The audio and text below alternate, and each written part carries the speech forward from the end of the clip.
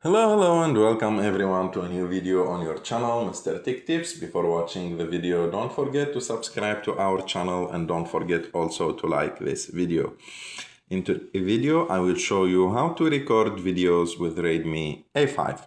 So to do this, you have just to go and click on the camera icon on the bottom right of the screen. And after that, go and click on video. And as you can see, this is the video. Of course, you can also change the settings of the video on how do you want to record it and all those things.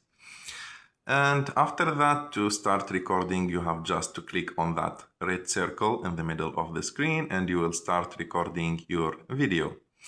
I hope that you like this video. If you like this video, don't forget to subscribe to our channel to like this video and see you in the next one.